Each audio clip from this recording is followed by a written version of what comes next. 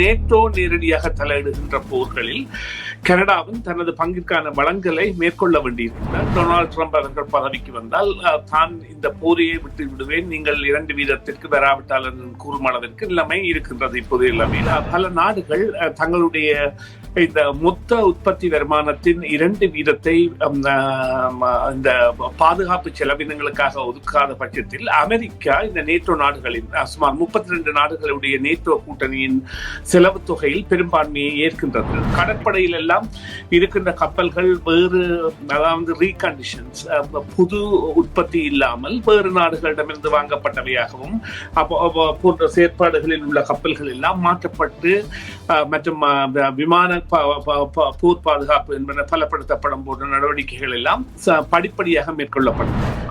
வாழ்க்கை தரத்திற்கு ஏற்ப வீடுகள் அல்லது வருமானத்திற்கு ஏற்ப வீடுகள், ஹவுசிங் யூனிட்ஸ், அதனை அமைப்பது மற்றும் இன்ஃபிளேஷன் என்ற பொருளாதார வீக்கத்தில் சிக்கப்பட்டுள்ள மக்களுக்கான வளங்களை வழங்குவது போன்ற பல இத்தியாதிகள் இருக்கின்றன. அவற்றை எல்லாம் மீறி இவ்வாறு கனடா செயற்படுமா என்றால் இல்லை. ஆனால் அதற்கான அழுத்தம் வருகின்றது என்பது நீங்கள் குறிப்பிட்டது போல உண்மை. உங்களுக்கு தெரிந்தவரோ நீங்களோ விபத்தில் காயமடைந்தால், ஸ்லிப் அண்ட் ஃபால் அல்லது லாங் டேர்ம் டிசபிலிட்டிக்கு செல்ல வேண்டியதாக இருந்தால் 25 வருடங்களுக்கு மேற்பட்ட அனுபவம் வாய்ந்த பிராங்க்லின் லா ஃபர்ம் ரவி நடராஜாவை அழையுங்கள். பாதிப்பான சூழ்நிலையில் தகுந்த ஆலோசனைகளை வழங்கி கூடிய கொடுப்பனவுகளை பெற்றுக் கொடுக்கும் நம்பகமான சட்ட சேவைகளுக்கும் இலவச ஆலோசனைகளுக்கும் ரவி நடராஜா 416-245-6555 416-245-6555 ரவி நடராஜா. வணக்கம் நேயர்களே, மற்றும் ஒரு செய்தியின் பின்னணி நிகழ்ச்சியின் மூலமாக உங்களை அனைவரையும் சந்திப்பதில் மிக்க மகிழ்ச்சி. இன்றைய தினமும் நிகழ்ச்சியில் எங்களுடைய கேள்விக்கான விரிவான விளக்கங்களை அளிப்பதற்காக எங்களுடன் இணைந்திருக்கின்றார் அரசியல் ஆய்வாளர் சுரேஷ் தர்மா அவர்கள். அவரையும் நிகழ்ச்சியில் இணைத்துக் கொள்ளலாம். வணக்கம் சுரேஷ் தர்மா அவர்களே. வணக்கம் அவி, வணக்கம் நேயர்களே. ஆமா, மீண்டும் ஒரு முறை உங்களை நிகழ்ச்சிக்கு வரவேற்கின்றோம். இன்றைய தினமும் நிகழ்ச்சியில் சில கேள்விகள் உங்களிடம் கேட்கப் போகின்றேன். அந்த வகையில் நிகழ்ச்சியின் முதலாவது கேள்வியாக அமையவிருப்பது என்னவென்றால், இந்த நேட்டோ உறுப்பினர்களுக்கு நிர்ணயிக்கப்பட்ட இலக்கை விட கனடா தொடர்ந்து வீழ்ச்சி அடைவதால் அதன் இராணுவ செலவினங்களை அதிகரிக்க அதிக அழுத்தத்தில் உள்ளது. மேலும் நாடு அதன் நட்பு நாடுகளிடையே ஒரு புறம் போக்கு என்ற நாடு என்ற அச்சத்தை எழுப்புகின்றது. இராணுவ கூட்டணியின் 75வது ஆண்டு நிறைவை குறைக்கும் வகையில் வாஷிங்டன் டிசியில் நடைபெறும் நேட்டோ உச்சி மாநாட்டில் தான் பிரதமர் ஜஸ்டின் ட்ரூடோ கலந்து கொள்வதால் அந்த செய்தி இந்த வாரம் தெளிவாக்கப்படும் என்ற ஒரு எதிர்பார்க்கப்படுகின்றது. இதை பற்றி கூறுங்கள். நிச்சயமாக இன்று அதற்கான மகாநாடு ஆரம்பமாகிவிட்டது. இந்த மகாநாட்டில் நேட்டோவால் எதிர்பார்க்கப்படுகின்றது அனைத்து நாடுகளும் தங்களுடைய ஆழ்வீத வருமானம் அல்லது மொத்த வருமான தொகையில் 2% பாதுகாப்பு செலவினங்களுக்காக செலவிட வேண்டும் என்ற அமெரிக்கா இந்த விடயத்தில் ஒரு விடாப்பிடியாக நிற்கின்றது அல்லது இதனை நடைமுறைப்படுத்த இயல்கின்றது. இதற்கான காரணம் என்னவென்றால், பல நாடுகள் தங்களுடைய இந்த மொத்த உற்பத்தி வருமானத்தின் 2% இந்த பாதுகாப்பு செலவினங்களுக்காக ஒதுக்காத பட்சத்தில் அமெரிக்கா இந்த நேட்டோ நாடுகளின் சுமார் 32 நாடுகளுடைய நேட்டோ கூட்டணியின் செலவு தொகையில் பெரும்பான்மையை ஏற்கின்றது. இப்பொழுது உதாரணத்திற்கு நாங்கள் பார்ப்போமாக இருந்தால், டொனால்டு ட்ரம்ப் அவர்கள் பதவிக்கு வந்தால் தான் இந்த போரையை விட்டு விடுவேன், நீங்கள் 2% வராவிட்டால் கூறும் அளவிற்கு நிலைமை இருக்கின்றது இப்போது எல்லாமே. ஆனால் இது ஒரு மென்மையான வகையில் சொல்லப்படுகின்றது. இதற்கான அழுத்தங்கள் ஏற்கனவே ஆரம்பிக்கப்பட்டுவிட்டன. இதற்கான காரணங்களில் நாங்கள் முக்கியமாக பார்க்க வேண்டியது, கனடாவின் தற்போதைய இந்த செலவினம் என்பது 1.37% இருக்கின்றது. அதனை 2030 ஆண்டளவில் 1.76% மாற்றுவதற்காக கனடா அரசு தற்பொழுது நடவடிக்கைகளை எடுத்து வருகின்றது. அதற்குரிய ஆயுத ஆளணிகள் மற்றும் இந்த கடற்படை வளங்கள் போன்றவற்றை பிரிப்பித்து வருகின்றது. கடற்படையில் எல்லாம் இருக்கின்ற கப்பல்கள் வேறு, அதாவது ரீகண்டிஷன்ஸ், புது உற்பத்தி இல்லாமல் வேறு நாடுகளிடமிருந்து வாங்கப்பட்டவையாகவும் போன்ற செயற்பாடுகளில் உள்ள கப்பல்கள் எல்லாம் மாற்றப்பட்டு மற்றும் விமான போர் பாதுகாப்பு என்பன பலப்படுத்தப்படும் போன்ற நடவடிக்கைகள் எல்லாம் படிப்படியாக மேற்கொள்ளப்படுகின்றன. ஆனால் இந்த உக்ரைனில் நடைபெறுகின்ற போர், இஸ்ரேல் காசா போர் போன்றவற்றிற்கான பங்களிப்புகள் போன்றவற்றிற்கெல்லாம் கனடாவிற்கான நிதி என்பது மேலதிகமாக தேவைப்படுகின்றது. குறிப்பாக நேட்டோ நேரடியாக தலையிடுகின்ற போர்களில் கனடாவும் தனது பங்கிற்கான வளங்களை மேற்கொள்ள வேண்டியிருக்கின்றது. அதன் காரணமாக இவ்வாறான ஒரு கோரிக்கை எழுந்தாலும் இந்த நிலைமையை உடனடியாக அடைய முடியுமா என்ற என்று கேட்டால் நான் நினைக்கிறேன் $33 பில்லியன் நான் தொகை என்பது சரியாக தெரியாவிட்டாலும் அன்னளவாக கூறுகின்றேன். நான் ஒரு குறிப்புக்கு எடுத்துக்கொண்டால் அதனை 2 வீதமாக்குவது என்றால் இன்னும் ஒரு $17 பில்லியன் தேவை வரும். இந்த தொகை என்பது வேறுபடலாம், உண்மையான செலவினம் அவ்வளவு என்று பார்க்கும் பொழுது. அவ்வாறான ஒரு உடனடி நடவடிக்கையை மேற்கொள்ளலாமா என்று கேட்டால் அதற்குரிய சாத்தியக்கூறு கனடாவிடம் இல்லை என்றால் கனடாவிற்குரிய தேவைகள் என்பன பல துறைகள் இருக்கின்றன. குறிப்பாக இந்த வீடற்றோர் வசதி, அதாவது வாழ்க்கை தரத்திற்கு ஏற்ப வீடுகள் அல்லது வருமானத்திற்கு ஏற்ப வீடுகள், ஹவுசிங் யூனிட்ஸ், அதனை அமைப்பது மற்றும் இன்ஃபிளேஷன் என்ற பொருளாதார வீக்கத்தில் சிக்கப்பட்டுள்ள மக்களுக்கான வளங்களை வழங்குவது போன்ற பல இத்தியாதிகள் இருக்கின்றன.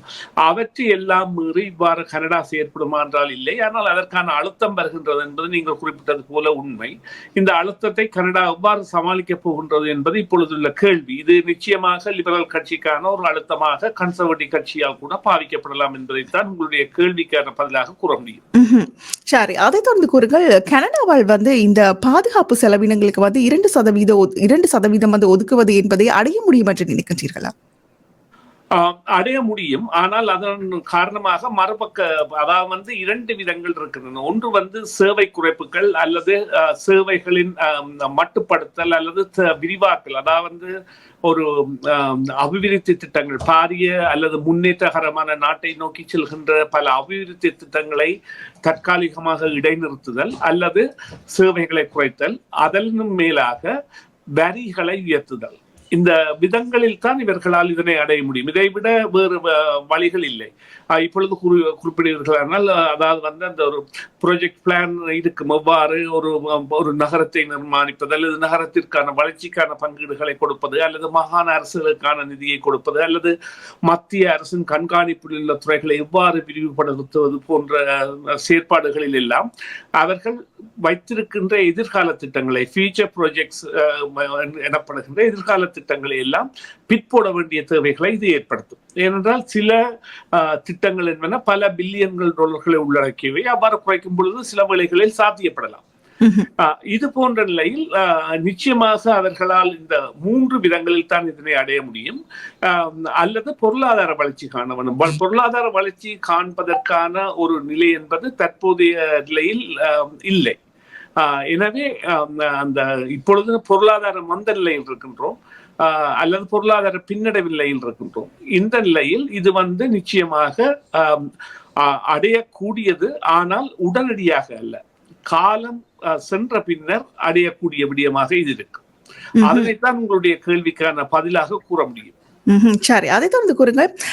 கனடா ராணுவத்துறையில் முக்கிய பங்கு வகித்திருக்கின்றது என்று நினைக்கிறீர்களா? நிச்சயமாக வைத்திருக்கின்றது. கனடா ராணுவத்துறையின் பங்கு அளிப்பு என்பது நிச்சயமாக இந்த கனடா, அதாவது ரஷ்யாவிற்கு அதாவது நிலப்பரப்பை அல்லது துருவத்தை விட்டு கொடுத்த நாடாக கூட கனடா இருக்கின்றது. எனவே அவ்வாறான பகுதிகளிலான பாதுகாப்பு வலயங்கள் மற்றும் அமெரிக்காவுடனான சேர்ந்த நடவடிக்கைகள் மற்றும் அமெரிக்க அணு ஆயுத கப்பல் மற்றும் விமான துறைகள் என்பவற்றில் எல்லாம் பல சாதனைகள் செய்தது. குறிப்பாக ஒரு கனடாவின் கண்டுபிடிப்பான ஒரு CF-105 என்கின்ற சூப்பர்சோனிக் இன்டர்செப்டர் எனப்படுகின்ற இந்த அணு ஆயுதங்கள் தாங்கி வருகின்ற விமானத்தை கூட இடைமறைக்கக்கூடிய ஒரு பெரிய ஒரு சாதனையை கனடா செய்திருந்தது. அந்த வகையான விமானம், அதாவது கனடா என்றால் விமானத்துறை உற்பத்தியிலும் விமான போர் விமானங்களின் உற்பத்தியிலும் ஒரு பிரபல்யமான வளர்ச்சியை கண்டிருந்தது. இது சுமார் 65 ஆண்டுகளுக்கு முதல் இடம்பெற்ற நிகழ்வு. அந்த நிகழ்வின் பிரகாரம் நடைபெற்ற விடயம் என்னவென்று சொன்னால், இந்த சூப்பர்சோனிக் இன்டர்செப்டர் என்கின்ற ஒரு CF-105 என்கின்ற ஒரு விமானத்தை கண்டுபிடித்திருந்தாலும் அதன் உற்பத்தி 3 விமானங்களுடன் அதன் பரீட்சார்த்த முயற்சிகளில் எல்லாம் வெற்றி பெற்ற பொழுதும் அதன் மாதிரிகள் கூட ரஷ்யாவிற்கு தெரியக்கூடாது என்பதற்காக ஒரு ஒட்டுமொத்தமாக கனடா அதனை மறைத்து அளித்திருந்தது. ஏனென்றால் கனடா அந்த சமாதான முகம் கொண்ட ஒரு நாடாக தோற்றம் பெற்றிருந்த காலம் அது, அல்லது சமாதானத்திற்கான ஒரு பிரதிநிதியாக பேச்சுவார்த்தைகளில் எல்லாம் ஈடுபட போன்ற காலமாக இருந்தது. இது சில வேளைகளில் வலிந்த போர்களில் மற்ற நாடுகளுடன், அதாவது ரஷ்யாவுடனான ஒரு பொருநிலைக்கு கூட ஈடுபடலாம் என்கின்ற பல கருத்துக்கள், இராணுவ மயமாக்கலின் உண்மையான தன்மை கருத்துக்கள் தெரியாமட்டாலும் இவையெல்லாம் கேசியங்கள். இந்த கேசியங்கள் அந்த பெரிய ஒரு விமான கண்டுபிடிப்பை கனடா மறைத்தது, அளித்தது. அதன் மாதிரிகளை, அதாவது ஒரு அந்த அந்த விமான வடிவமைப்புக்கான உண்மையான அந்த உருவ அமைப்புகள் அல்லது அதற்கான தொழில்நுட்பங்களை எல்லாவற்றையும் மறைத்து அளித்தது. அவ்வாறான ஒரு செயற்பாட்டில் இருந்த நாடு. அதை விட இந்த பார நோக்குள்ள துப்பாக்கிகளின் தயாரிப்பில் கூட கனடா மிகவும் ஒரு வளர்ச்சி அடைந்த நாடு. அதாவது இந்த 50 mm கேலிபர் என்கிறதிலிருந்து 120, 200 mm கேலிபர் வரையான அந்த நீண்ட தூர துப்பாக்கிகளின் தயாரிப்புகள் மற்றும் இராணுவ வாகனங்களின் தயாரிப்புகள் போன்றவற்றில் எல்லாம் கனடா இன்றுமே கனடாவில் இருந்து வேறு நாடுகளுக்கு இராணுவ வாகனங்களும் இராணுவ ஆயுதங்களும் ராணுவ செல்கள், அதாவது இந்த குண்டுகள் மற்றும் பீரங்கிகள் போன்றவை எல்லாம் சென்று கொண்டிருக்கின்றன.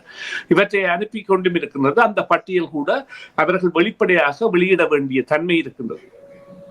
இந்த ராணுவ விவகாரங்களை, அவ்வாறான விடயங்களை அவர்கள் வெளியிட்டு வருகின்றார்கள். எனவே கனடா உண்மையிலேயே இராணுவ முகம் கொண்ட நாடாக மாறுமாக இருந்தால் ஏனைய நாடுகளை விட அதிக வளர்ச்சி அடையக்கூடிய நாடாக இருக்குமே என்று சொன்னால் கனடாவிற்கு அண்மைய நாடாக அமெரிக்கா இருப்பது முக்கிய காரணம். எனவே தகவல் பரிமாற்றமும் தொழில்நுட்ப வசதிகள் பரிமாற்றமும் இலகு.